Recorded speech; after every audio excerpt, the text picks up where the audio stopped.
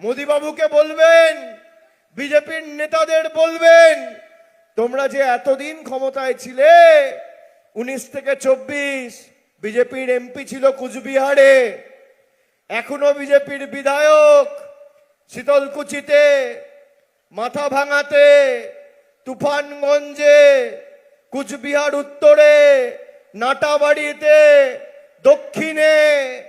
কোথায় report card? কোথায়?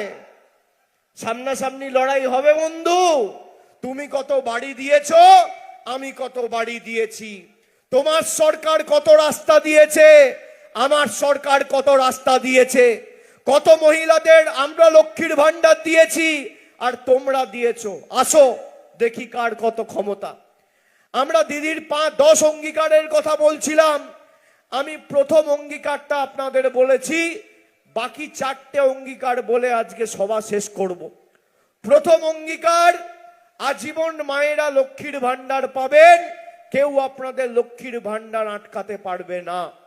আমাদের দ্বিতীয় অঙ্গীকার, মমতা বন্দ্যোপাধ্যায় কথা দিয়েছে, আমাদের দল কথা দিয়েছে, ইস্তাহার প্রকাশ করেছে যে 26 থেকে 31 চতুর্থবার সরকার তৈরি হওয়ার পরে বাংলায় যত বাড়ি রয়েছে, যত পরিবার রয়েছে, কেন্দ্র সরকার সাহায্য করুক বা না করুক, সবার বাড়িতে নলবাহিত পানীয় জলের সুব্যবস্থা আমাদের সরকার আগামী দিন করবে। এটা আমাদের দ্বিতীয় অঙ্গীকার।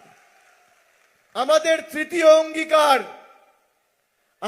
তৃতীয় অঙ্গীকার, আগামী দিন আর হাসপাতালে নয়, সরকার ব্লক আর টাউনে দুয়ারে স্বাস্থ্য শিবির করে মানুষকে পরিষেবা পৌঁছে দেবে।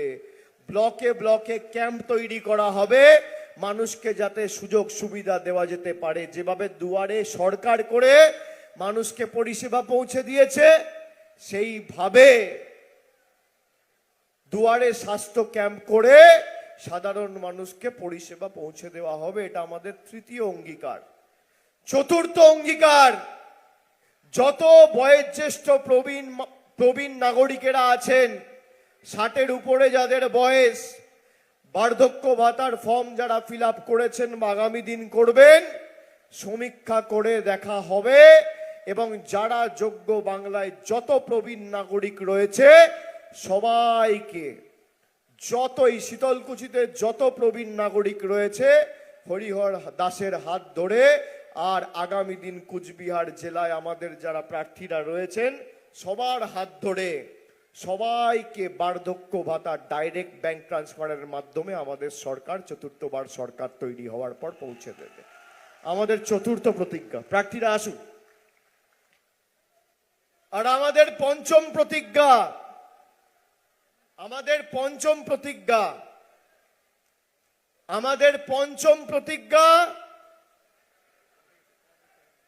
প্রথম কি বললাম? আজীবন লক্ষ্মীর ভান্ডার।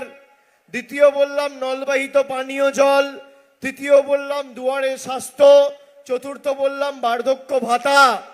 পঞ্চম, 36,000 মায়েদের ভাইদের বাড়ি দিয়েছে আমাদের সরকার গত 2 বছরে, 2024 আর 25।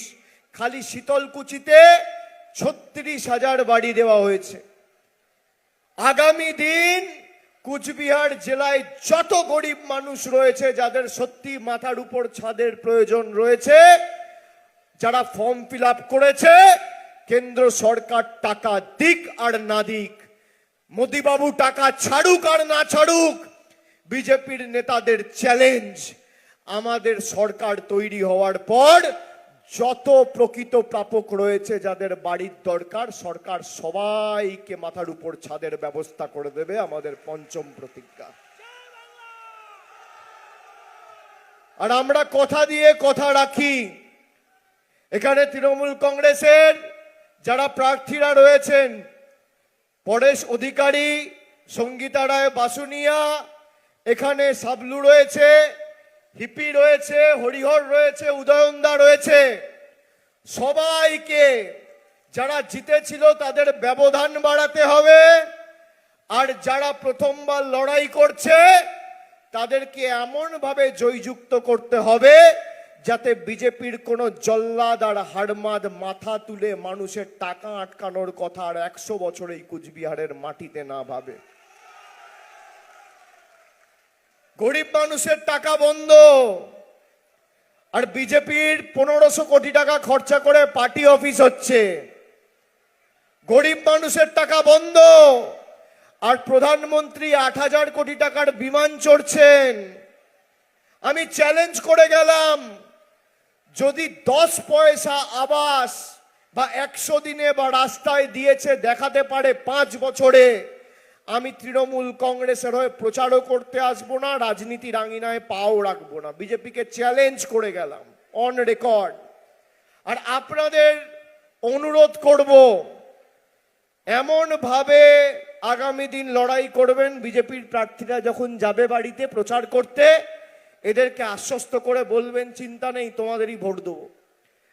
আর 23 তারিখ যখন লাইনে দাঁড়াবেন, যেভাবে আপনাকে 5 বছর কষ্ট দিয়েছে, যেভাবে বাংলার মানুষকে বঞ্চিত, লাঞ্ছিত, অবহেলিত, অত্যাচারিত, শোষিত করে রেখেছে, আর আজ থেকে 5 বছর আগে যেভাবে গরিব মানুষকে গুলি করে ঝাঁঝরা করে এই শীতলকুচির মাটিতে মেরেছিল, হত্যা করেছিল, সেই মানুষ হত্যাকারী বিজেপিকে একটা ভোটও নয়, মনে মনে প্রতিশ্রুতি প্রতিজ্ঞা নিয়ে এমন ভাবে ভোট দেবেন, 4 তারিখ যখন ভোট বাক্স খুলবে, পদ্ম ফুলের নেতারা যেন চোখে সর্ষে ফুল দেখে।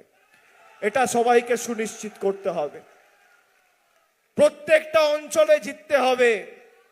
আর যেখানে যা দরকার, যে ভালোবাসায় আপনারা আমাদের আশীর্বাদ আজকে বর্ষণ করেছেন, মানে যত দূর আমার চোখ গেছে তত দূর মানুষ এই কুচবিহারের মাটিতে মানুষ ঠিক করে নিয়েছে, এবার 9-0 তৃণমূলের পক্ষে হতে চলেছে। কারোর আটকানোর সাহস নেই, ক্ষমতা নেই। আর যত এসআইআর এর নাম কেটেছে, মানুষের জেদ তত বেড়েছে। আমি নিয়ে নেব, বসেন, চিন্তা করবেন না, আমি দেখে নেব। মানুষের জেদ তত বেড়েছে। আগামী 23 তারিখ আসছে দিন,